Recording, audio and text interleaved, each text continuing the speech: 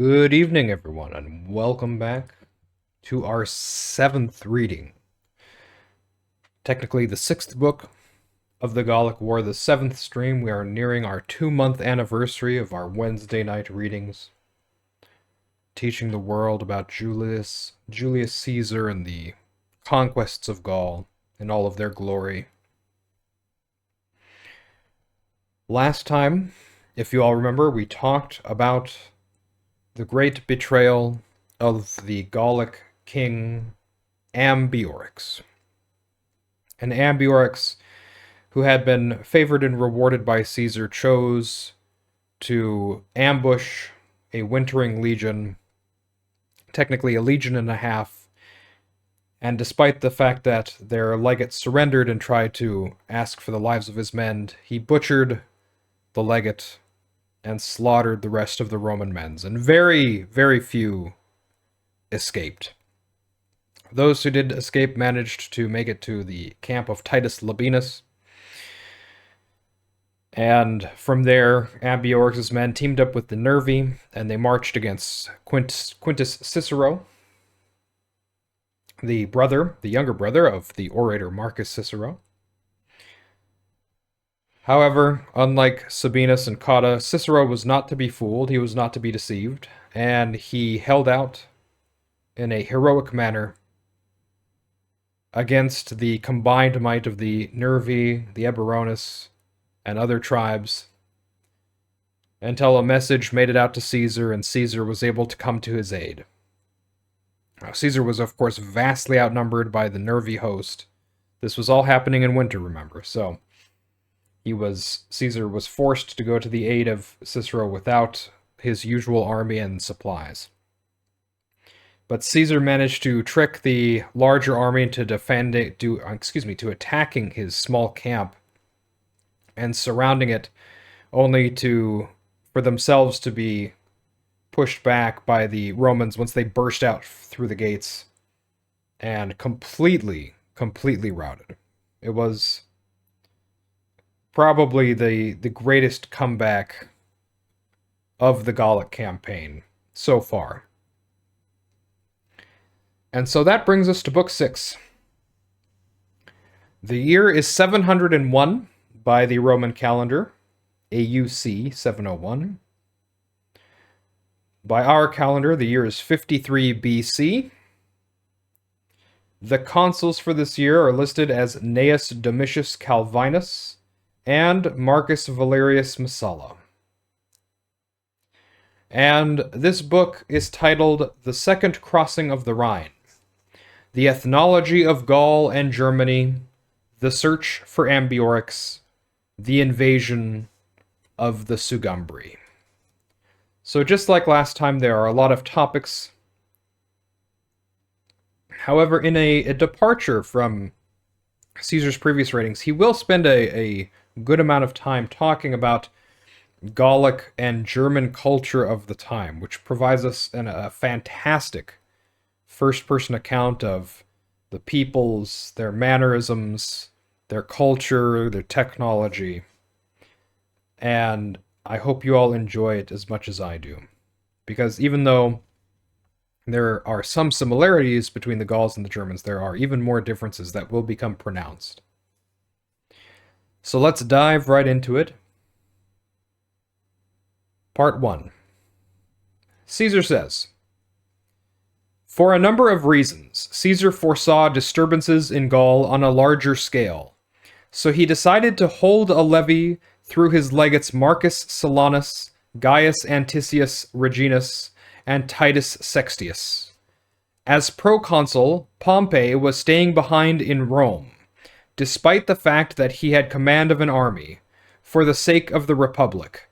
So at the time, Caesar requested Pompey to order the troops he had levied as consul from Cisalpine Gaul to muster and march to join him in Gaul.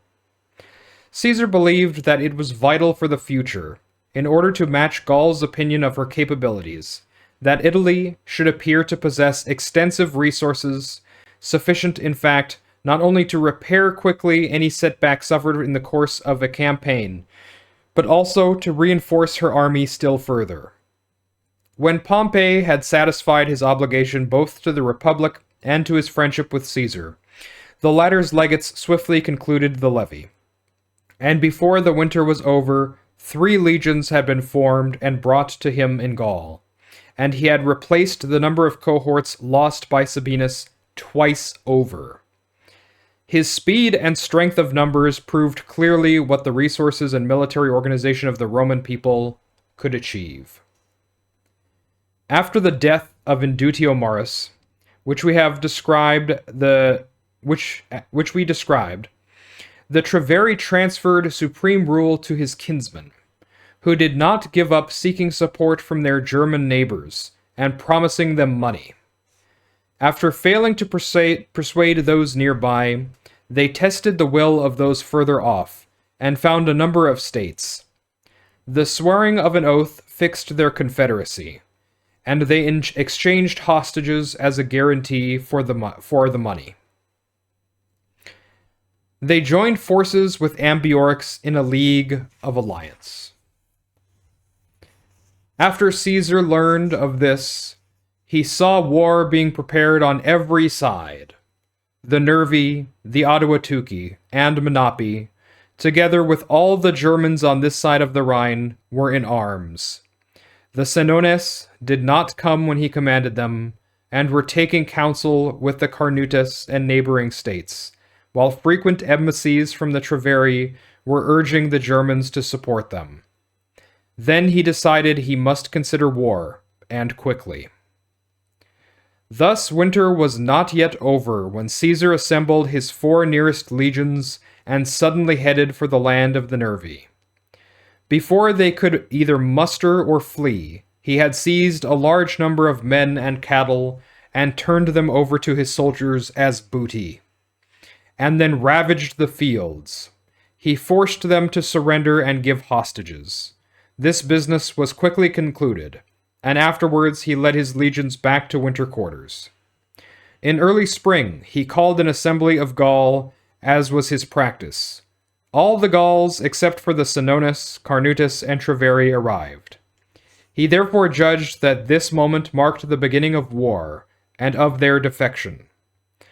To give the impression that he regarded everything else as of secondary importance, he shifted the assembly to Lutetia, among the Parisi, who were neighbors of the Senones, and in our father's time had joined with them in one state. They were not thought to be involved in the conspiracy. Caesar's decision to change venue was announced from his platform, and the same day he set off with his legions against the Senones, and reached their land by forced marches. On learning of his arrival, Acco, who was the ringleader of the conspiracy, ordered the people to assemble in the towns. They tried to do so, but before they could assemble, news came that the Romans were at hand. They were obliged to abandon their purpose and sent envoys to Caesar to beg for mercy, approaching him through the Aedui. For a long time, their state had been under the Aetui's protection. At the Aedui's request, Caesar freely pardoned them and accepted their excuses, for he judged that summer was a time for active campaigning, not for holding inquiries. He ordered them to surrender 100 hostages, whom he entrusted to the custody of the Aedui. At the time, the Carnutes sent envoys and hostages, employing the Remi, whose dependents they were, to plead their cause. They received a similar response. Caesar brought the assembly to a close, and requisitioned cavalry from the Gallic states. Now that this region of Gaul was pacified, Caesar concentrated heart and mind entirely on the war with the Treveri and Ambiorix. He ordered Cavarinus and the cavalry of the Senones to set out with him, to stem any unrest brewing among the people because of either Cavarinus's quick temper or the hatred which he had earned. These matters were now settled, but he was certain that Ambiorix would not engage in a pitched battle, and so began to consider what strategies were left open to him. Near the borders of the Eburones were the Menapi, protected by their continuous stretches of marsh and woodland. Of all the Gauls, only this people had never sent envoys to Caesar to negotiate peace. He knew that friendship existed between them and Ambiorix. He was also aware that, through the Treveri, they had formed an alliance of friendship with the Germans. He judged it essential to detach these sources of assistance from Ambiorix before launching a campaign against him. Otherwise, Ambiorix might panic for his own safety and hide among the Menapii, or be forced to join up with the peoples over the Rhine. This was the strategy Caesar adopted.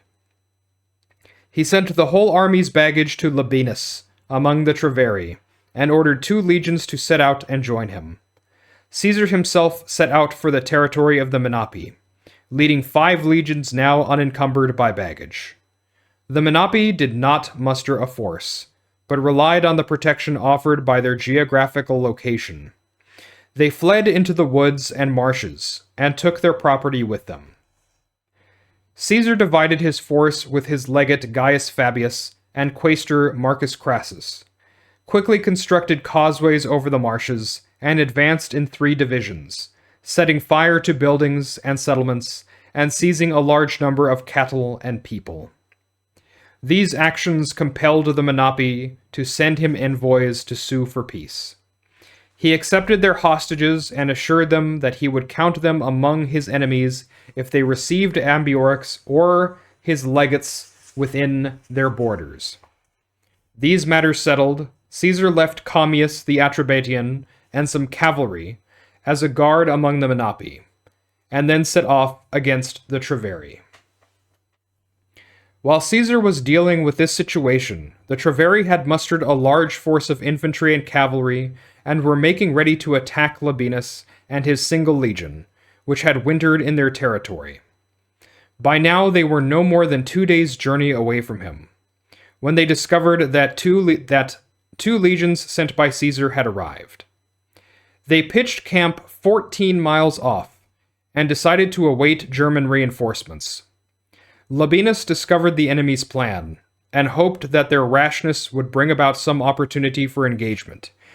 So he left a garrison of 5 cohorts to guard the baggage and set out against the enemy with 25 cohorts and a large force of cavalry. He constructed a camp at a distance of 1 mile from the Treveri.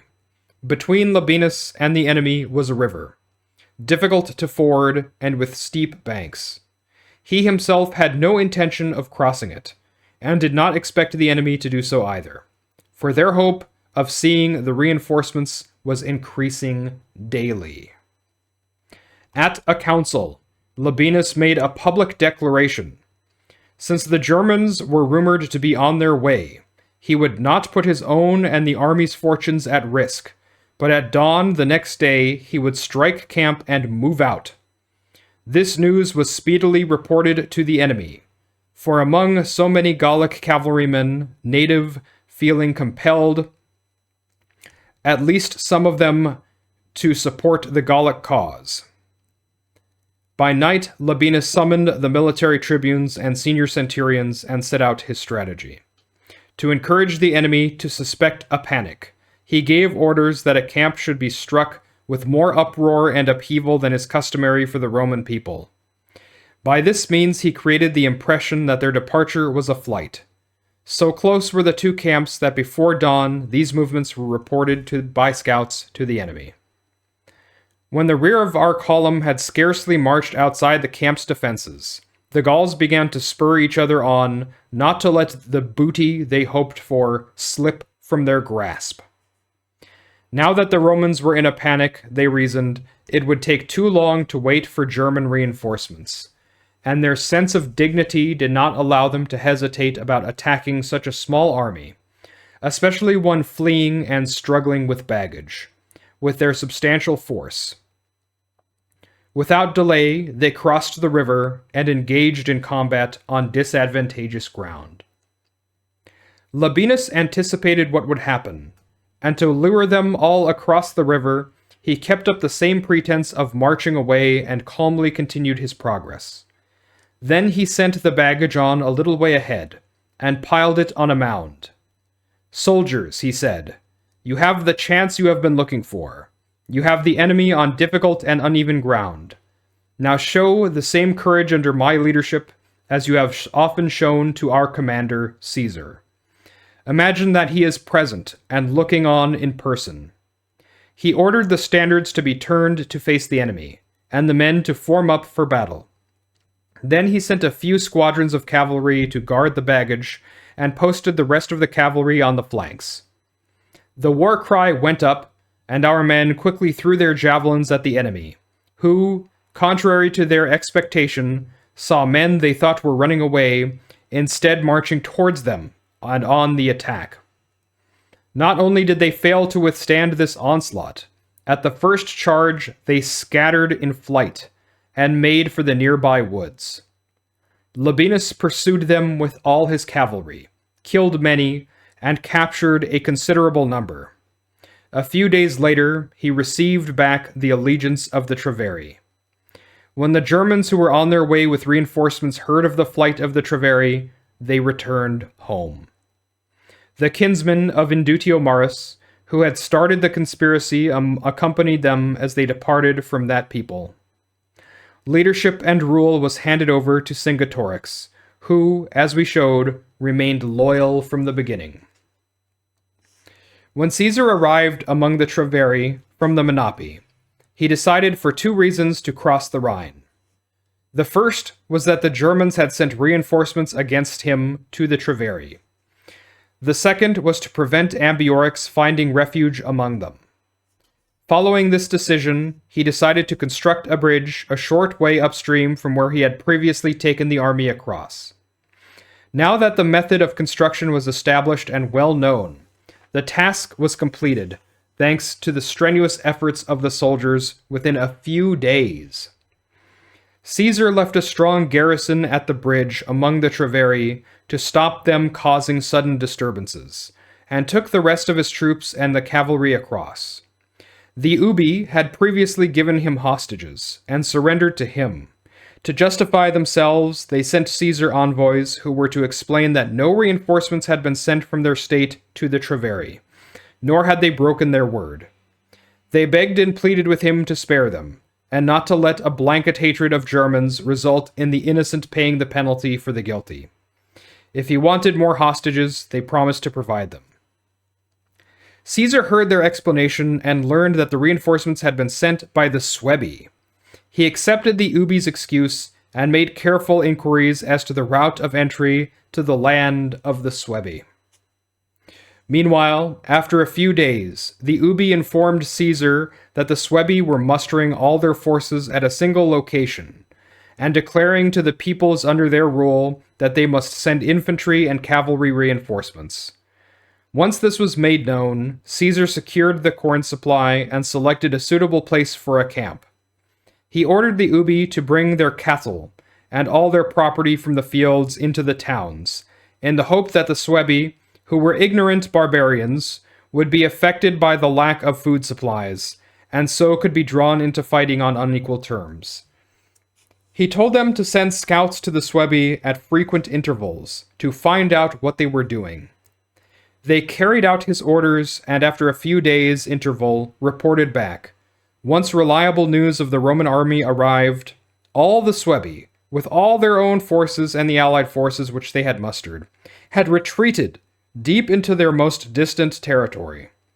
There was a forest there of immense size, called the Bacenes. It extended far into their land and formed a natural barrier preventing the Cherusci and the Suebi from raiding and inflicting damage on one another. On the edge of this forest, the Suebi had decided to await the Romans' arrival. Since this point had now been reached, it seems not inappropriate to give an account of the customs of Gaul and Germany and the differences between these two nations. So there was a bit of a back and forth there. And let's talk about it a bit, because the motivations might be confusing, but I think everything's pretty clear It's following a logic here that makes sense. So let's turn on the Chad cam here so you guys can see me. So if we remember from the last chapter, right, Caesar had come into conflict with the barbarian Ambiorix, the barbarian king Ambiorix. And Ambiorix, after being defeated by Caesar, he had fled. But he wasn't captured, he wasn't killed. And Caesar is concerned about this because Ambiorix was a powerful leader and he was very influential. So he was afraid, because remember, the other tribes who were involved in this conspiracy, like the Treveri, were still actively hostile, and he was afraid that Ambiorix would find common cause and brotherhood with some of the tribes who were still hostile. And so he wanted to settle all of this as much as possible. Or as quickly as possible, excuse me. He immediately marches against the Carnutus and the Senones, who were tribes who did not appear when summoned at the Gallic council that Caesar had ordered. And he got there so fast that the conspirators essentially had no time to do anything. They couldn't run away, they couldn't muster arms, and they were forced to just surrender right out. And he does the same thing with the Menapii, right? He goes to the land of the Menapii, and if the Menapii sounds familiar, because they were mentioned in the previous chapter, or the 2 chapters ago as well, because that's where the Germans, the Eusepes and the Tencteri, invaded.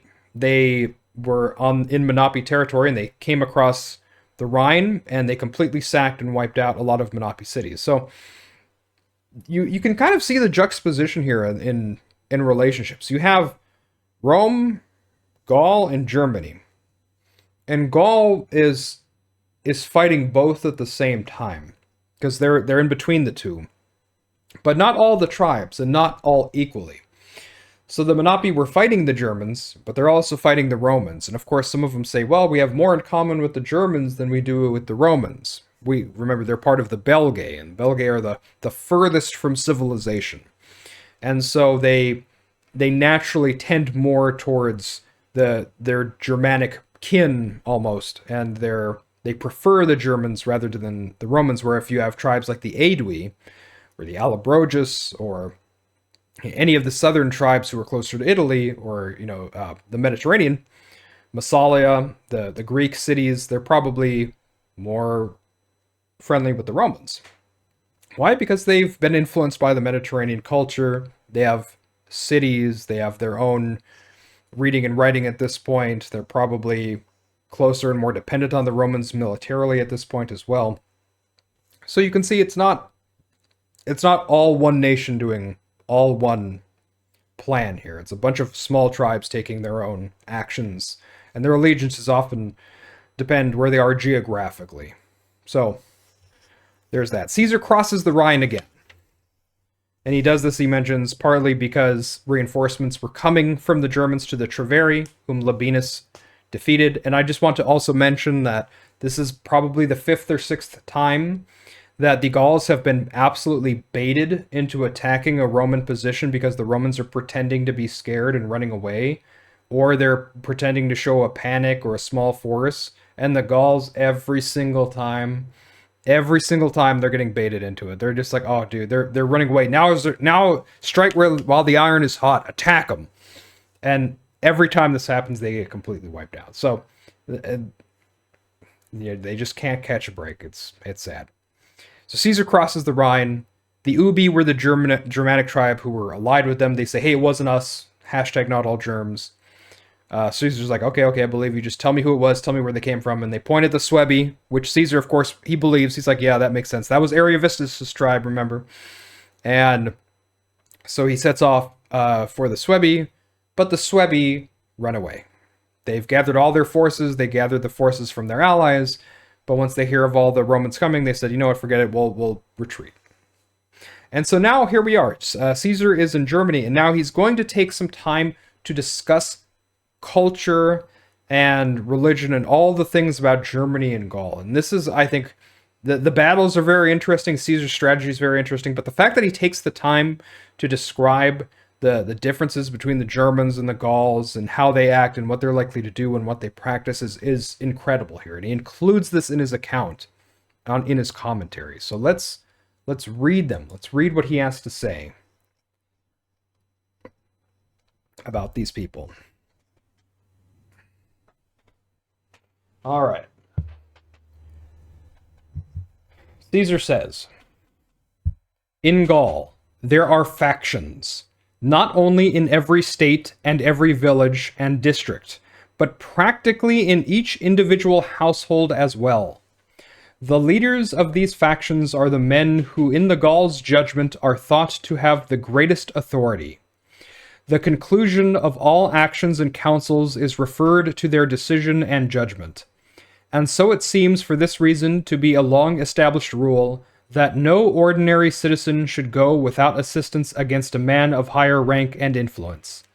No leader allows his own people to be oppressed and cheated, for if he does, he cannot maintain his authority among them. The same structure holds throughout Gaul as a whole, for all the states are grouped into two parties.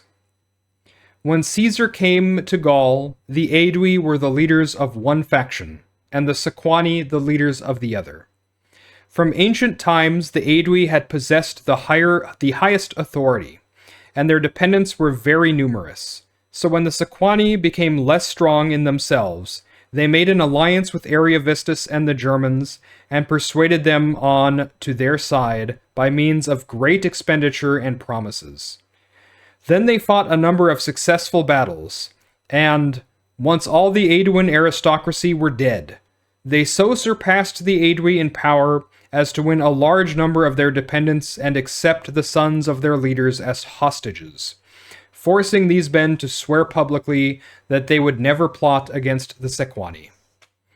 They also forcibly occupied a section of the neighboring territory, which they had seized, and won supreme control of all Gaul. This was the necessity which had forced Diviciacus to set off for Rome, and the Senate to seek assistance, but he had returned without success. Caesar's arrival brought about a change in the state of affairs. The Aedui got their hostages back, the old relationships of patronage were restored, and new ones effected through Caesar, because those who had allied themselves in friendship with the Aedui saw that they enjoyed better terms and conditions of government, while in other respects their influence and prestige was increased. Thus the Sequani lost supreme control. Their place was filled by the Remi. Once people realized that they were just as highly favored by Caesar, those who, because of ancient feuds, could not ally themselves with the Aedui, declared themselves instead to be dependents under the Remi's patronage. The Remi took care to protect these people, and so held onto their new and suddenly acquired authority.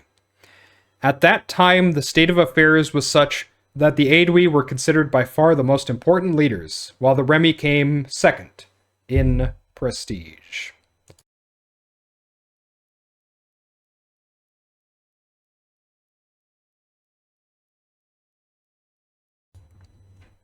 In the whole of Gaul, two types of men are counted...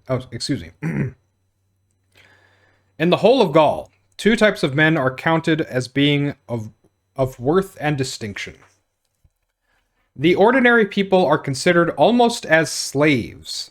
They dare do nothing on their own account, and are not called to councils. When the majority are oppressed by debt or heavy tribute, or harmed by powerful men, they swear themselves away into slavery to the aristocracy, who then have the same rights over them as masters do over their slaves. Of the two types of men of distinction, however, the first is made up of the Druids, and the other of the Knights. The Druids are involved in matters of religion. They manage public and private sacrifices and interpret religious customs and ceremonies. Young men flock to them in large numbers to gain instruction, and they hold the Druids in great esteem. For they decide almost all disputes, both public and private. If some crime has been committed, if there has been a murder done, if there is a dispute over an inheritance or over territory, they decide the issue and settle the rewards and penalties. If any individual or group of people does not abide by their decision, the Druids ban them from sacrifices. This is their most severe punishment. Those who are banned in this way are counted among the wicked and criminal. Everyone shuns them and avoids approaching or talking to them, so as not to suffer any harm from contact with them. If they seek help at law, they receive no justice, and they are never given positions of prestige. A chief druid rules over all the rest, and has supreme authority among them. When such a man dies, if there is an outstanding druid among those remaining, he succeeds to this position. But if there are a number of equal ability, they decide the leadership by a vote of all the druids, and sometimes even in armed combat. At a certain time of year, they sit in judgment in a sacred spot in the territory of the Carnutes, in an area right in the middle of Gaul. Everyone who has a dispute comes to this place from every region, and submits to their decision and judgments. It is believed that this institution was discovered in Britain and transferred to Gaul, and nowadays those who want to understand these matters in more detail usually travel to Britain to learn about them. Druids are not accustomed to take part in war, nor do they pay taxes like the rest of the people. They are exempt from military service and from all obligations. Such great rewards encourage many to begin training, either of their own accord or sent by parents and relatives. There they are told to memorize a large number of lines of poetry, and so some spend 20 years in training. Nor do they think it proper to commit this teaching to writing, although for almost all other purposes, including public and private accounts, they use Greek characters. They seem to me to have adopted this practice for two reasons. First, they do not want their teaching spread abroad. And secondly, if those in training rely on written text, they concentrate less on memory. And in fact, it does often happen that students who have writing as a safeguard abandon the effort to learn by heart and use their memory. The principal doctrine they attempt to impart is that souls do not die, but after death cross from one person to another, because the fear of death is thereby set aside. They consider this a strong inducement to physical courage. Besides this, they debate many subjects and teach them to their young men. For example, the stars and their movements, the size of the universe and the earth, the nature of things, and the strength and power of the immortal gods. The second class that is composed of the knights. The second class is that composed of the knights. When necessity arises and some war flares up, which before Caesar's arrival used to happen almost every year, so that they were either on the offensive themselves or fending off attacks, they are all involved in the campaign. Each man has as many retainers and dependents about him as is appropriate to his status in terms of both birth and resources. This is the sole form of power and influence they know. The whole of the Gallic nation is much given to religious practices. For this reason, those who are afflicted with serious illness and those who are involved in battles and danger either offer human sacrifice or vow that they will do so, and employ the Druids to manage these sacrifices. For they believe that unless one human life is offered for another, the power and presence of the immortal gods cannot be proprietated.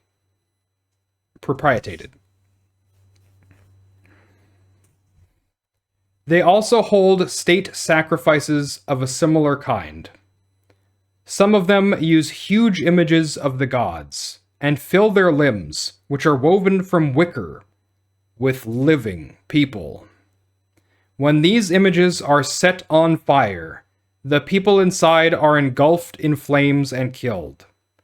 They believe that the gods are more pleased by such punishment when it is inflicted upon those who are caught engaged in theft or robbery or other crimes. But if there is a lack of people of this kind, they will even stoop to punishing the guiltless. The god they worship most of all is Mercury. There are many images of him, and they say that he is the inventor of all the arts and the director of ways and journeys. They believe that he has greatest power over the pursuit of profit and matters of trade.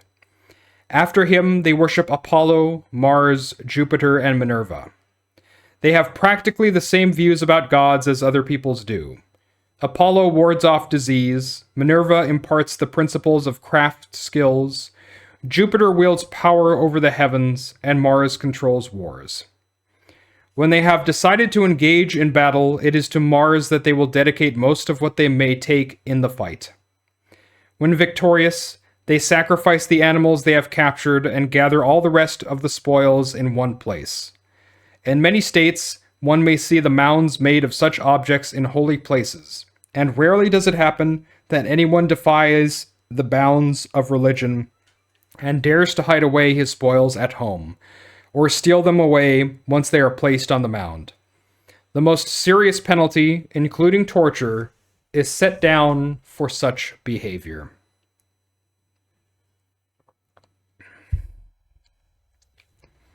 The Gauls claim that they are descended from one father, Dis, and they say that this is the teaching of the Druids. For this reason, they define the passage of time by nights rather than days. They observe birthdays and the start of months and years in this way, with day coming after night. As for their mode of life in other respects, they differ from other peoples in that they do not allow their own sons to approach them in public until they have grown up and can undertake military duties. They consider it a disgrace for a son who is still only a boy to place himself publicly in his father's sight. After reckoning up the sum, a husband adds to whatever sum of money he has received from his wife as a dowry, a similar amount from his own goods. An account is kept of this joint sum of money, and the profits are saved. Then whichever partner survives the other receives the joint portion with the accrued profits of previous years. Men have the power of life and death over their wives as over their children. When the head of a noble family dies, his kinsmen assemble. If there is any suspicious circumstance surrounding his death, they interrogate his wives as they would slaves. If anything is discovered, terrible tortures are inflicted, and then they are put to death. By the standards of their civilization, Gallic funerals are full of pomp and splendor. They throw on the pyre everything which they believe was precious to the persons concerned during their lifetime, even living creatures. Indeed, not long before the era recorded in this account, slaves and dependents who were thought to be dear to the departed were burned with them at the end of the funeral rites. The states which are thought to run their public affairs most judiciously have the legal ordinance that if anyone hears rumors or tidings affecting the state from neighboring peoples, he is to report it to the magistrate and not to discuss it with anyone else. This is because it is well known that often men who are impetuous and inexperienced are frightened by false rumors and driven into wrongdoing or making decisions about matters of great importance. The magistrates conceal information where it is expedient, and where they judge it appropriate, they make it known to the people. It is not permitted to speak about the state, except at an assembly. So that was a lot of information. Let's take a sidebar again. That was a huge amount of information about the Gauls, and there's a lot that's interesting and a lot that, frankly, is horrifying. So, Caesar talks about the factionalization, right? He talks about how there's greater tribes and kind of like their subsidiaries or their dependents. He uses the word dependents a lot. So in the case of the the time and before Caesar came to Gaul, there was the Aedui and the Sequani, and the Aedui were kind of at the top of the Gallic food chain for a long time. But then the Sequani, being jealous of this, they invited Ariovistus across the Rhine because they couldn't stand up to the Aedui, and along with Ariovistus and other allies, they were able to basically annihilate the Aedui armies. They killed their aristocracy, took hostages where they could, and then the Aedui were basically reduced to being a dependent at that point. And that is the condition that the Aedui were in when Caesar entered Gaul, right? They were a smaller, less important tribe because of this great defeat they had suffered at the hands of the Sequani and Ariovistus. But, of course, as we know from our readings from Chapter 1, the Sequani then got backstabbed by the same Germans they invited to help them, and Ariovistus enslaved and took most of their land. So, the contemporary words for this kind of situation is fuck around and find out. That is what happened to the Sequani. Now, since Caesar came back, and now he has been involved in Gallic politics, now the Aedui are at the top, and then right below them is the Remi. And this kind of works out, right? Because the Remi are, if you're looking at, the map of Gaul that pops up, the Remi are north of the Aedui. The Remi are in Belgic territory, right? They're in the Belgae. They're up there. The Aedui are in Celtica, or in Gallia, as the Romans would call it. They're closer to, the Sequani, to the Arverni and things like that. And because there was a lot of bad blood between a lot of the northern tribes of the Aedui, those smaller tribes find it easier to make relations and become dependent on the Remi instead. So the Remi enjoy a good position. If you've been paying attention to the wars in Gaul that have happened for the past 6 years or so, the Remi and Aedui are never on the list of hostiles against Rome, right? Their closest tribes, or their closest dependents as well, they stay loyal. And it is from those tribes that Caesar's drawing cavalry, he's drawing support, and he's rewarding them, right? He's not just ordering them around, he's bestowing gifts upon them, honors upon them, because he prefers the carrot over the stick. He wants the Gauls to see the favor that these tribes are getting and saying, hey, if we deal, there's more potential with a deal than there is from war. If we go to war, we could lose more, we could get, punished. But if we, cut a deal here, we see how Caesar's treating his allies. We could be included in this circle here. Now, on the cultural side, you have kind of a not an uncommon picture, I guess you would say, of society, a barbarian society from antiquity, but it's still horrifying to read about. They prefer to immolate people. They say that they'll do it mostly with criminals, but if they're going to do a sacrifice and they're stuffing their wicker man with as many people as possible and they don't have enough criminals, they're not opposed to just taking innocent people and burning them alive. Their women, of course, are treated poorly. It's not like any society at this time is probably a paragon of women's rights, but it's there's degrees, I guess you could say. And this would be pretty low on the degrees of of the female sex. The Druids, of course, are in charge of everything spiritual. They do not participate in war at all. They're exempt from taxes, and then the knights, as Caesar calls them, are the military leaders, and they handle everything in terms of warfare. And Caesar mentions it such that until he came to Gaul, it was common for the entirety of Gaul to be at some kind of war nearly every single year up until he has come in. So that was the Gauls. That's what Caesar had to say about the Gauls. And now it's time for the Germans. Ooh. So what does Caesar have to say about the Germans and Germanic culture? Well, let's listen. Caesar says, "The customs of the Germans are very different from those of the Gauls. They have no druids to preside over religious matters, nor do they concern themselves with sacrifices. The only things which they count as gods are things that they can see and which clearly benefit them. For example, the sun, Vulcan, and the moon. They have not even heard rumors of any others. They spend their whole life in hunting and military activity. From childhood, they are eager for hard work and endurance. Those who have remained chaste the longest win the highest praise among their own people.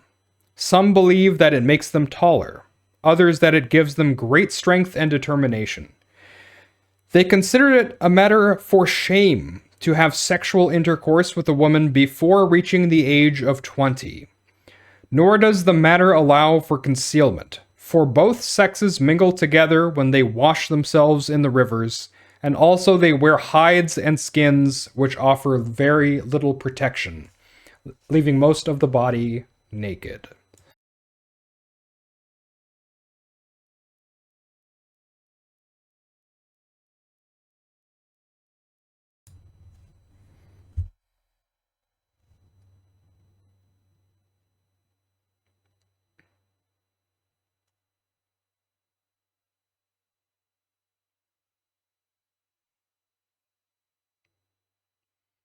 They do not practice agriculture, and the majority of their food consists of milk, cheese, and meat.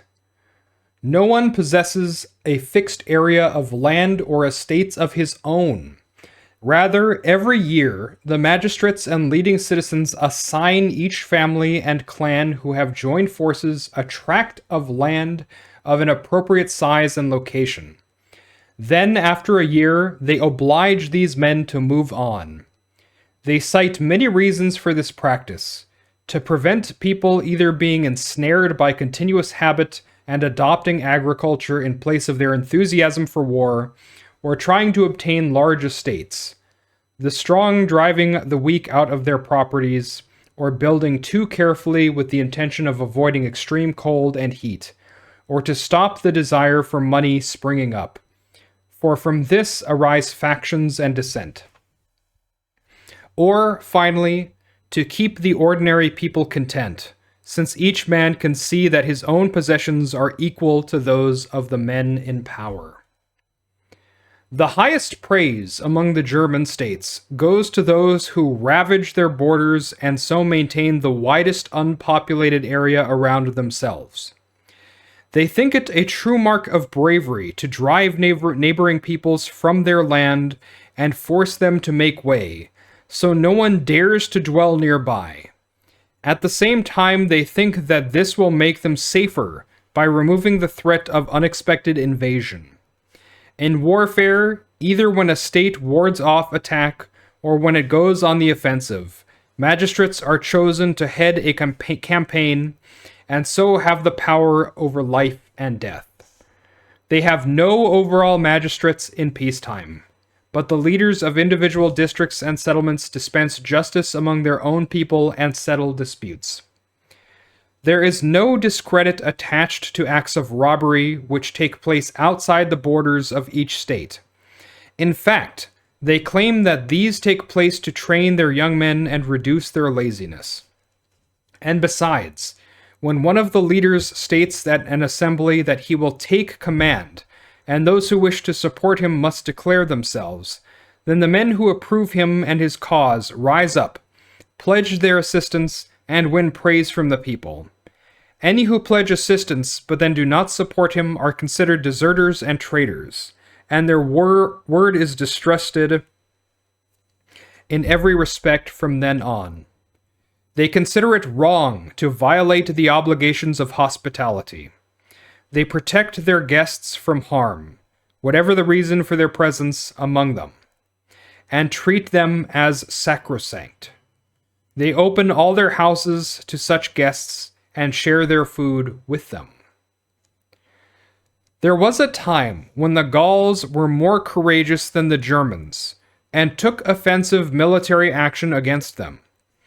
Because of their high population density and the lack of land, they sent colonies across the Rhine. Thus, the Volcae Tectosagus seized the most fertile areas of Germany. around the Hercynian forest and settled there. I understand that this forest was known by report to Eratosthenes and certain of the Greeks, but they called it the Orsinian forest.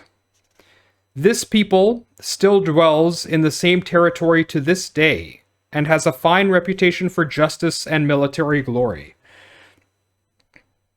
These days, they endure the same state of poverty, privation, and hardship as the Germans, and have the same kind of food and clothing.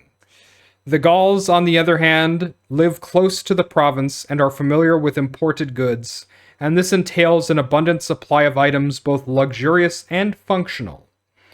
The Gauls gradually grew accustomed to being defeated, and were beaten in many battles, so now they do not reckon themselves to be even equal in bravery to the Germans. It takes 9 days' march for someone to cross the Hercynian forest, which was mentioned above, traveling light. Its size cannot be described more accurately, for the Germans have no means of measuring units of distance. It begins in the lands of the Helvetii, Nemetis, and Roriki, runs parallel to the straight course of the river Danube, and reaches to the lands of the Daci and Artis. At this point, it swings to the left in regions away from the river, and because of its great size extends to the borders of many peoples. No one in this part of Germany can claim to have reached its furthest edge, despite journeying for 60 days, or to have heard where it begins. It is agreed that many species of wild animal live there, which are not found anywhere else. The most unusual of these, which deserve to be recorded, are described below. Excuse me. There is an ox shaped like a stag. In the middle of its forehead, a single horn grows between its ears, taller and straighter than the animal horns with which we are familiar. At the top, this horn spreads out like the palm of a hand or the branches of a tree. The females are of the same form as the males, and their horns are of the same size and shape. There are also animals called elks. Their shape and dappled coat are like those of goats, but they are rather larger, have stunted horns and legs without joints. They do not lie down to sleep. If they are struck by some unexpected misfortune and fall down, they cannot raise themselves or get up again.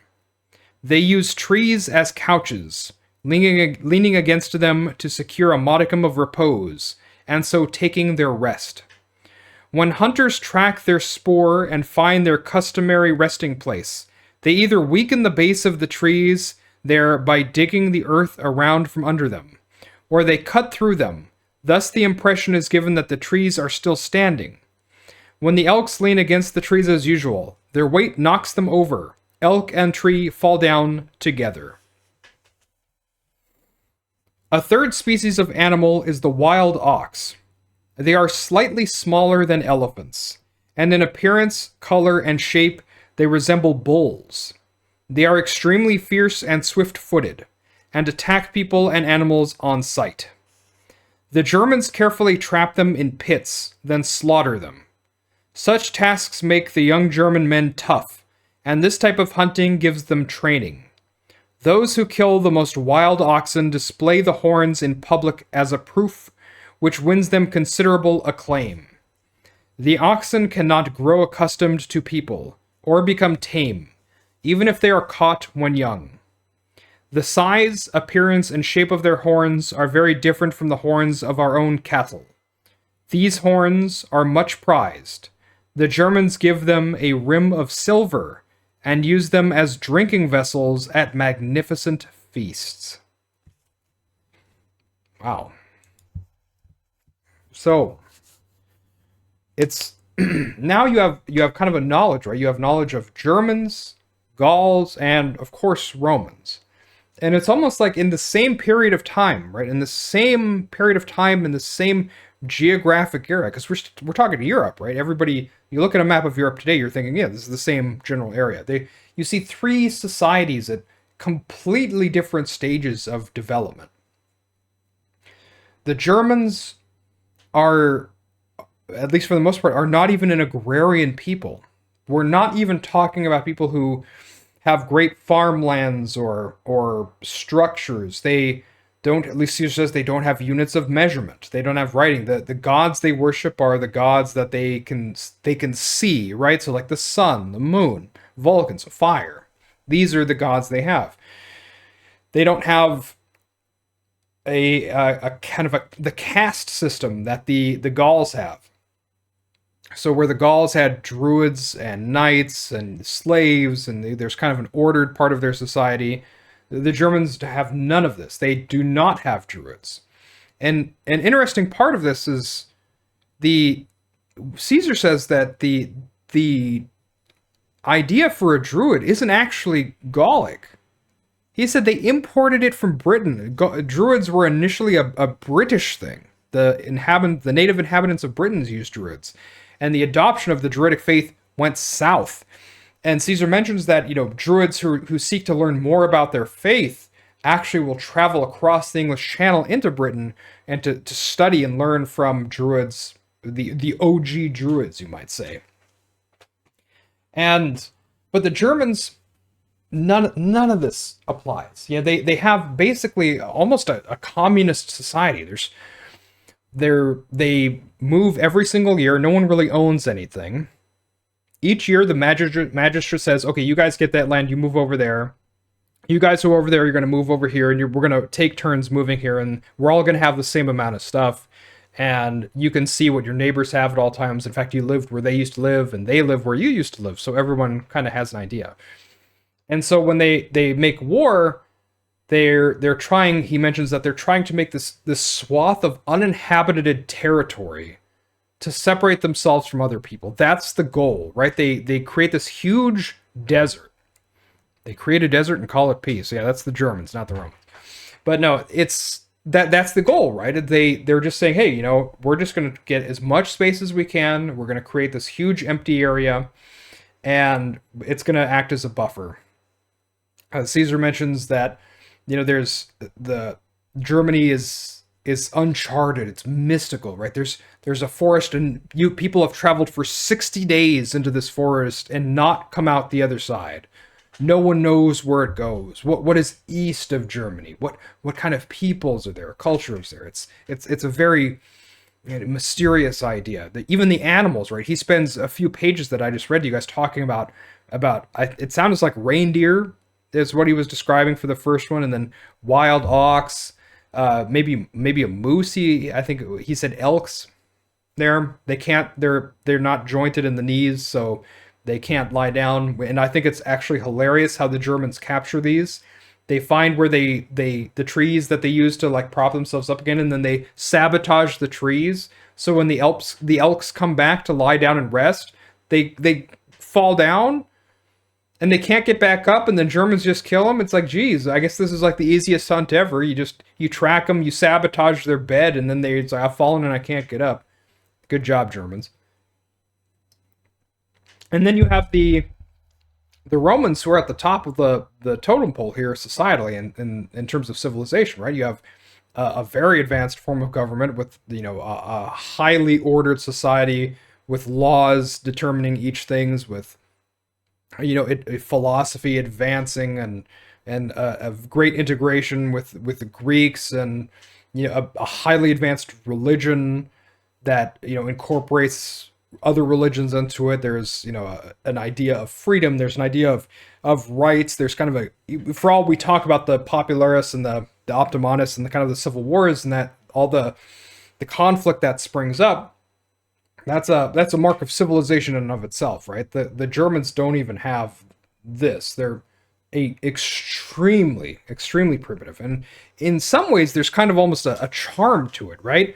Like in the very beginning, when Caesar's talking about them, he's talking about the way that for men, it's considered a point of shame to have sex before you're 20 years old. He's there's a great encouragement for young men to be active, to hunt, to constantly work, to not be overconsumed about the opposite sex, this and the other thing. I think there's that sounds pretty good. These are like good lessons here. We could take some of that. Maybe today's society could use some influence from Germans from 2,000 years ago. But so much of the rest of it is just like, oh man, this is like the most primitive of people. So it's very interesting to see these three different societies existing at the same time, sharing borders with each other and interacting with each other, and ultimately they come to war. Of course they do. There's going to be wars. Each one has their own interests, and they're trying to accomplish different things, and so they find themselves at war constantly. And Caesar mentioned that although the Gauls used to be the braver of the two when it came to the Gallic-German relationships, that flipped around, and now the Gauls always find themselves on the defensives, and they're very afraid of the Germans. They say we can't match the Germans in any respect in warfare. So this whole dynamic has completely shifted, and it's just very interesting to see. But that was Caesar talking about the Ubi. Oh, it's not the Ubi. What am I talking about? What you talking about, Willis? That was Caesar talking about the Gallic and German cultures and the differences between them. So let's continue here. Actually, just give me one moment.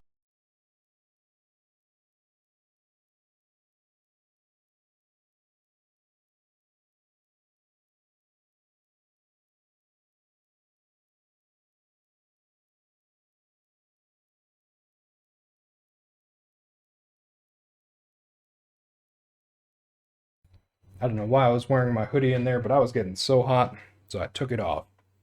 All right. Like I said, let's continue. And Caesar is going to talk about the Ubi here in a second. So let's read.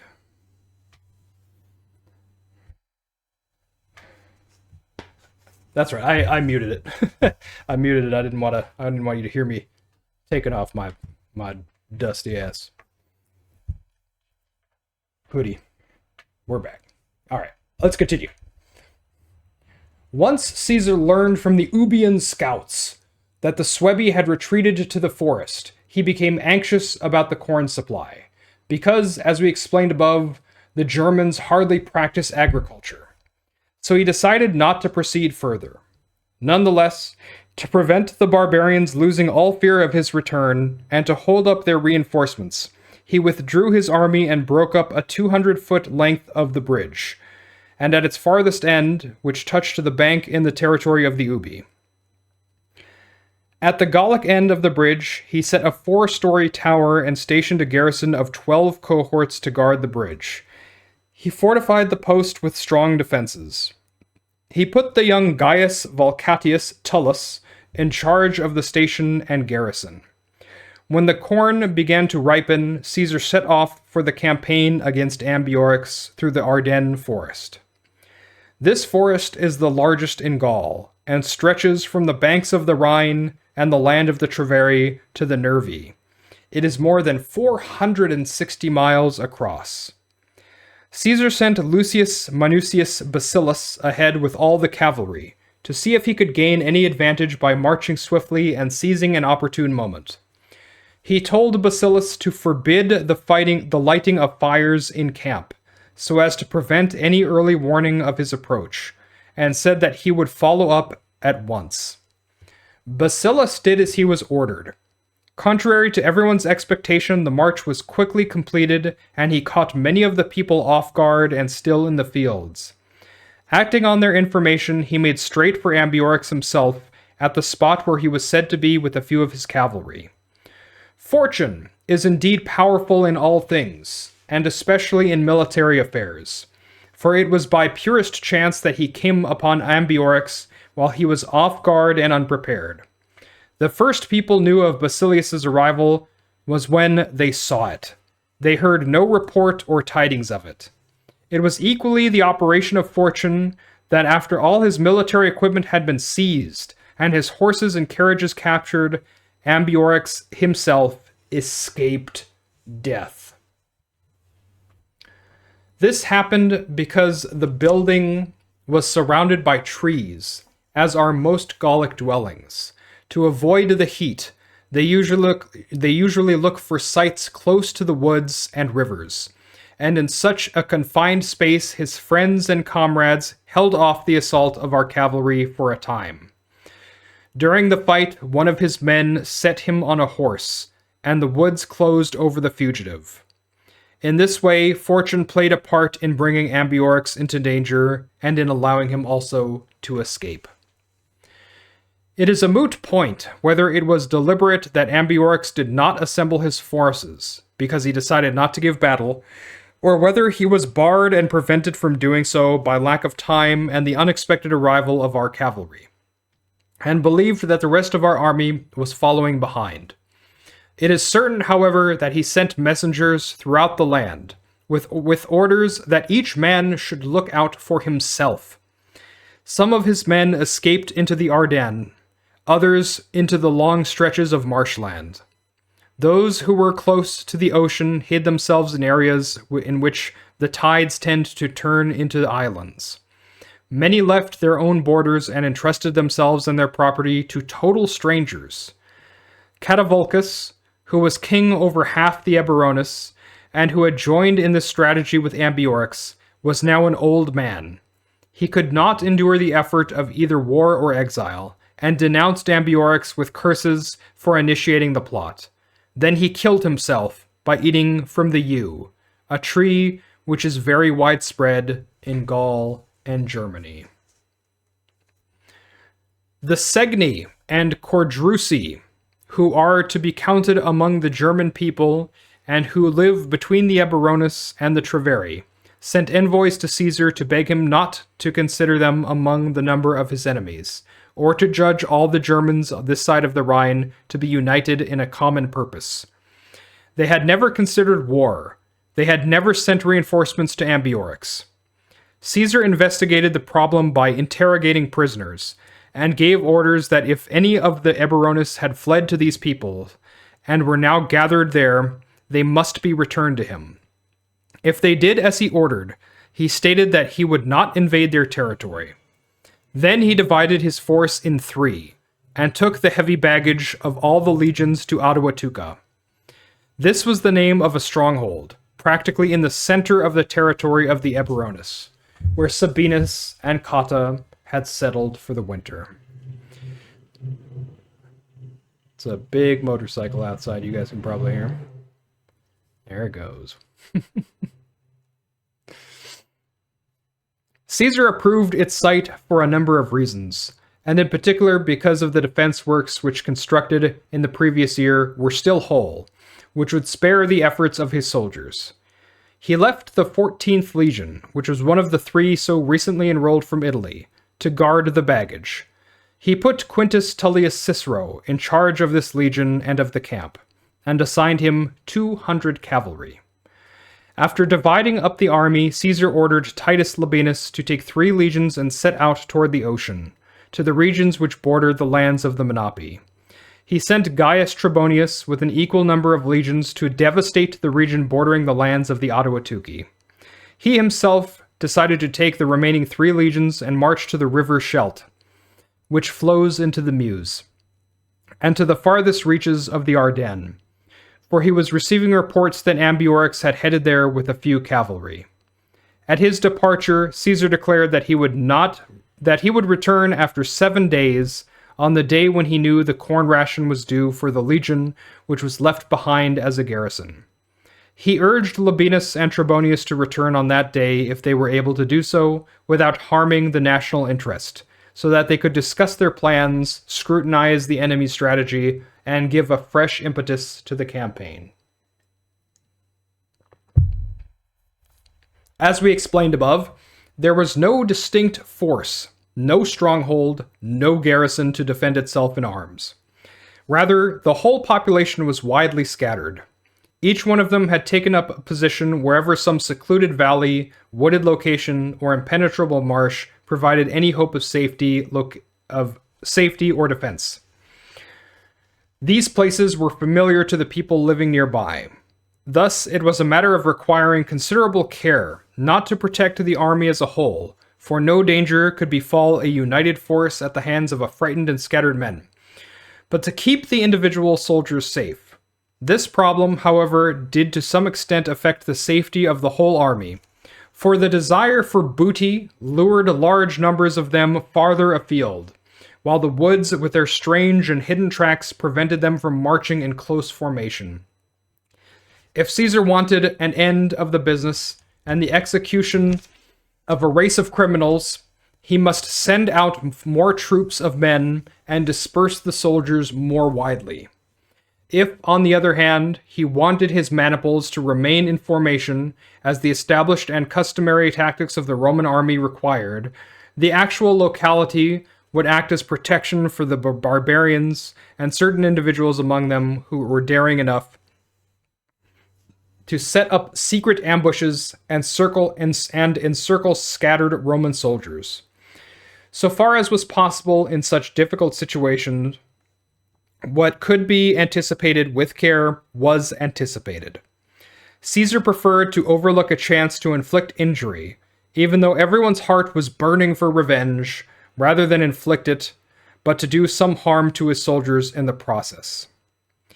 He sent messengers to the neighboring states and summoned them all to come in search of booty and pillage the Eburones. In this way, the lives of Gauls, rather than those of legionary soldiers, were put at risk in the woods.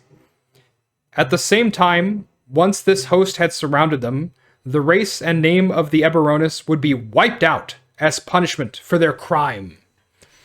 A large number quickly assembled from every direction, territory, and as the seventh day was approaching, when Caesar had decided to return to the baggage in the legion, and the legion. In this, the power of fortune in war, and the great changes of circumstance she brings about, were plain to see. For the enemy, as we explained, was scattered and terrified, and there was no force capable of inflicting even the slightest cause for panic. News had reached the Germans across the Rhine that the Eburones were being pillaged, and moreover that everyone was being summoned to join the hunt for booty. The Sugambri, who lived beside the Rhine and who, as we described above, had given refuge to the fleeing Tencteri and Euseppides, mustered 2,000 cavalry. They crossed the Rhine by ship and boat 30 miles downstream of where Caesar had built the bridge and left a garrison behind. The Sugambri first drew near the Eburones borders and captured many of them, as they were scattered in flight. They also seized a large number of cattle, which are highly prized by these barbarians. Lured on by the prospect of booty, they advanced further. Neither marsh nor forest stood in the way of these Germans, men born to war and depredation.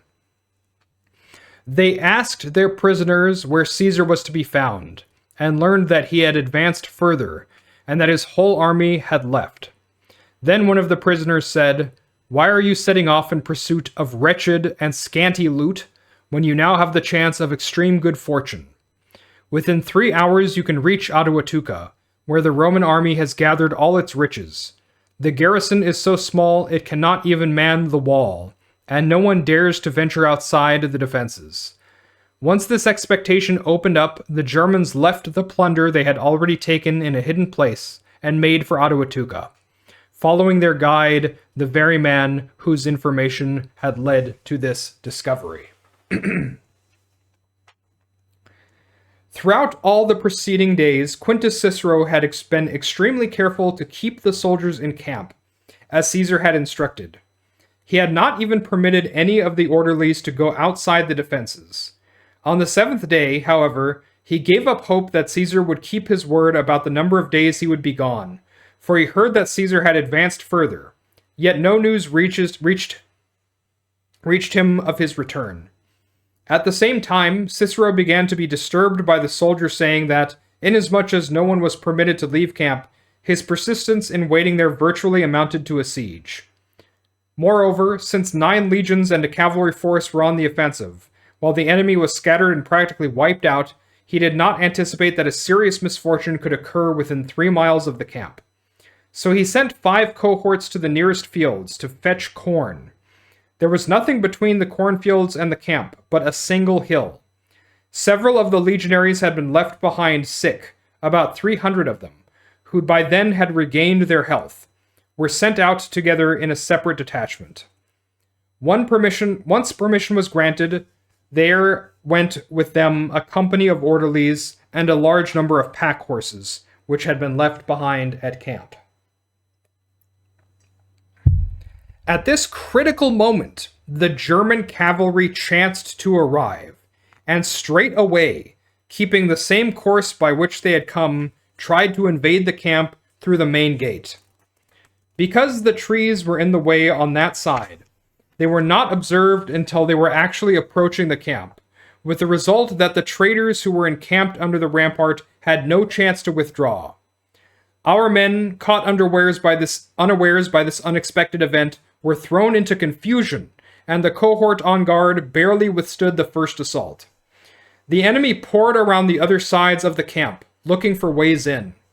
Our men managed to defend the gates. The nature of the site itself, combined with the defense works, protected the other possible entrance points. There was panic throughout the camp, some men asking others the reason for the uproar. No one made provision for where the standards must be shifted to, or where the men were to assemble. One man declared that the camp was already taken, another that the barbarians had arrived after the Roman army and its commander had been wiped out. Most of the men conjured up strange superstitious fantasies because of where they were. They visualized the disaster which befell Cotta and Sabinus, who had fallen in the same stronghold. Every one of them was thrown into panic by such fears, and this strengthened the belief of the barbarians that, as the prisoner had told them, there was no garrison within the camp. They tried to break through and urged themselves not to let such a great piece of good fortune slip from their grasp. Left behind with the garrison, because he was ill, was one Publius Sextius Bacchus. He had been one of Caesar's senior centurions. We mentioned his part in previous battles, and by now had gone 5 days without food. Bacchus was anxious for his own safety and everyone else's, and emerged unarmed from his tent. He saw the enemy looming close, and the issue coming to a crisis. So he seized weapons from men standing nearby, and took his stand at the gate. The centurions of the cohort which had been on guard duty followed his lead, and together they held off the attack for a short while. Bacchus was badly wounded, and lost consciousness. By dragging him back from hand to hand, they just saved him. Thanks to this respite, the rest of the men found enough strength to dare to man the defenses and offer a show of resistance. Meanwhile, after the gathering of corn was completed, our soldiers heard the shouting. The cavalry hurried ahead and discovered the dangerous situation. The men were thoroughly frightened, but had no defenses to retreat behind. They were recent recruits with no experience of military action, and turned expectantly to the military tribunes and centurions, waiting for them to issue orders. No one is so brave that unfamiliar circumstances will not cause him agitation. The barbarians caught sight of the standards in the distance, and left off the siege. At first they assumed that the legions, which according to the prisoner's information had moved some distance away, were returned. But then, feeling only scorn for such a small body of troops, they attacked on all sides. The orderlies ran ahead to the nearest hill. They were quickly ejected from this position and rushed in among the standards and the maniples, which made the soldiers all the more frightened. Some of the men proposed adopting a wedge formation to break through quickly, since the camp was so close, and they were sure that even if one section was surrounded and fell, the rest could be saved. Others suggested making a stand on the hill, so that they would all endure the same fate. The veteran soldiers, who, as we mentioned, had been sent out together in a separate detachment, did not agree with this latter proposal, so they encouraged each other, and then, under the leadership of Gaius Trebonius, a Roman knight who had been put in charge of them, they charged through the midst of the enemy and reached the camp, every one of them unharmed. The orderlies and cavalry followed on as part of the same charge, and were saved by the bravery of the soldiers. Despite this display, the men who had taken their stand on the hill remained in total ignorance of military tactics. They were unable to stick to the strategy they had adopted, to defend themselves from a higher position, and equally unable to imitate the force and speed which they had seen the others display. So when they tried to make their way back to camp, they came down onto unfavorable ground. There were a number of centurions who, because of their bravery, had been transferred from the lower ranks of the other legions to the higher ranks of this. They were reluctant to lose their previously good military reputation, and instead fell fighting with great courage. Once their courage had forced the enemy back, some of the soldiers reached camp unharmed, contrary to expectation. Others were surrounded by the barbarians and killed. The Germans gave up hope of storming the camp, because they saw that our men were posted at the defenses. They retreated over the Rhine, taking with them the booty they had hidden in the forest. Even after the enemy's departure, there was such panic that during the night, when Gaius Volusinus, who had been sent with the cavalry, came to the camp, he could not make the soldiers believe that Caesar was at hand with his army. Panic, indeed, had seized control of their minds so completely that they almost took leave of their senses, and started declaring that the cavalry had retreated from battle after all Caesar's forces had been wiped out, and that if his army had been unharmed by the Germans, would not have tried to besiege the camp. Caesar's arrival put an end to their fears. Caesar was not inexperienced in the chances of battle, so on his return he made only one criticism, namely that the cohorts had been sent out from their outposts and garrison. He judged that not even the slightest opportunity for mischance to occur should have been allowed, and that fortune had shown her strength by the sudden arrival of the enemy, and still more in turning the barbarians away practically from the rampart itself and the gates of the camp. The most remarkable thing in all this was the fact that although the Germans had crossed the Rhine with the intention of ravaging the lands of Ambiorix, by making a detour to the Roman camp, they had done him the greatest service imaginable. Caesar set out once again to harass the Eburones. He collected a great host from the neighboring states and sent them out in all directions. Every settlement, every building, which any of the men caught sight of was set on fire. Everywhere, cattle were driven off. The corn was not only consumed by huge numbers of pack animals and people, but also flattened because of the stormy weather at that time of year. The result was that any people at present in hiding seemed likely to die for lack of provisions when the army withdrew. This large cavalry force was divided into small groups and sent out in all directions, and it frequently happened that when prisoners were taken, they would look around them as if they had just caught glimpse of Ambiorix as he fled, and as he was barely out of sight. As if he was barely out of sight. The result was that they had great hopes of catching him, and went to enormous trouble, thinking that they would win the highest favor with Caesar. Their efforts were almost superhuman, but always it seemed that something of the highest good fortune was lacking, for Ambiorix repeatedly escaped from hiding places or woods, making for other regions and areas under cover of darkness. He had only 4 cavalrymen as his guard. To them alone did he dare entrust his life. After ravaging the region in this manner, Caesar took his army, minus 2 cohorts, back to Duracortorum, a town of the Remi. There he called a Gallic assembly and held an inquiry into the plot of the Senones and Carnutus. The ringleader of the plot, Acco, was condemned to death, and was punished in accordance with ancestral custom. Some men were afraid of a trial and fled, and these he outlawed. He sent 2 legions to winter on the border of the Treveri, 2 to the Lingonus, and the other 6 at Agamemnon in the territory among the Senones.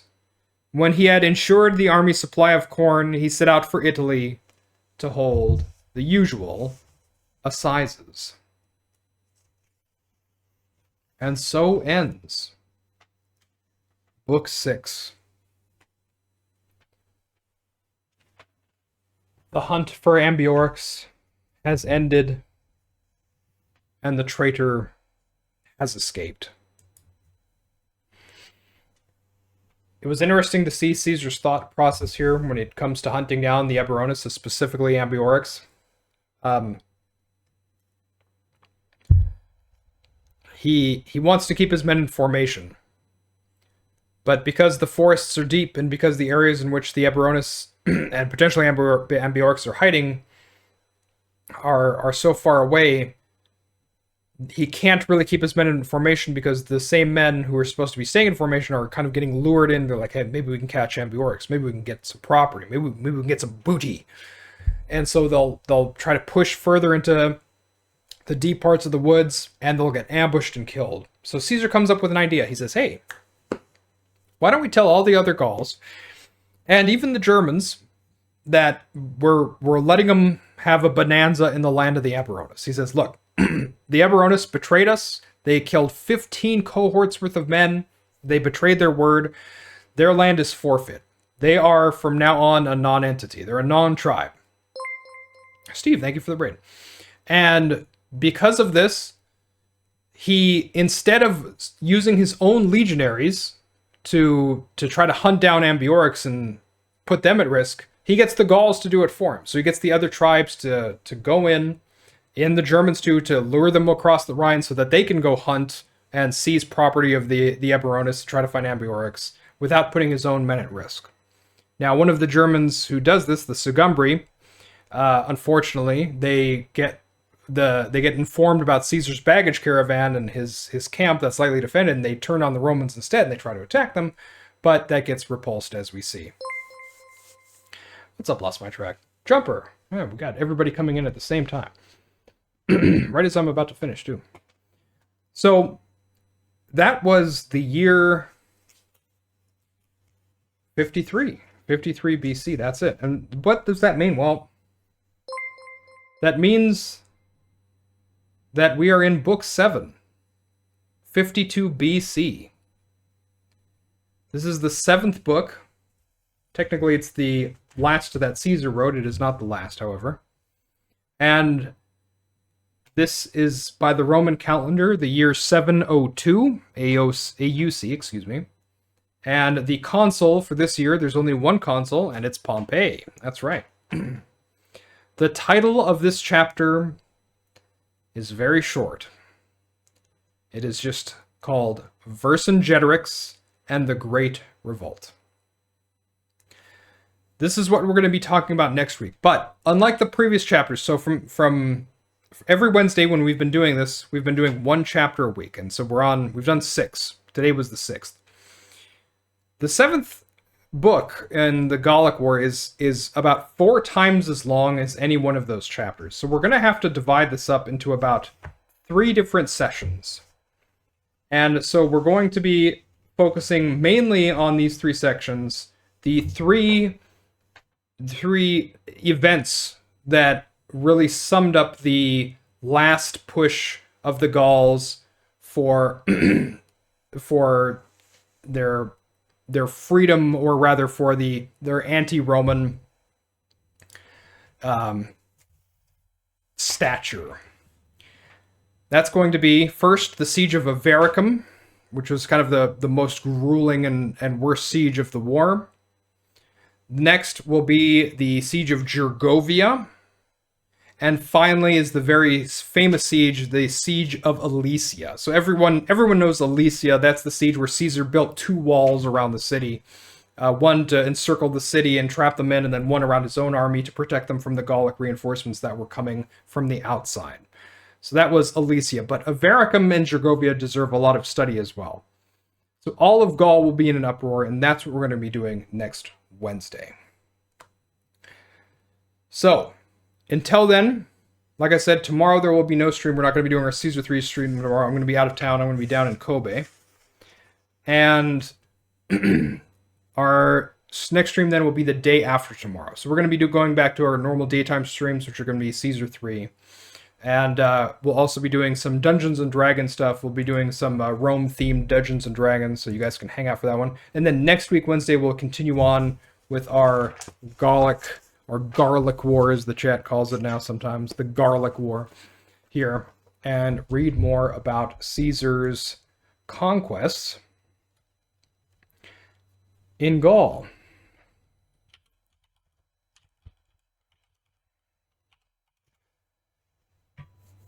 So until then, next time, thank you guys so much for hanging out. If you're watching on YouTube, make sure to follow and subscribe, or rather, wait a minute, follow is a Twitch thing. Subscribe and like, there we go. And until next time, thank you all for joining me. I appreciate it. I will see you guys later. Have a good one.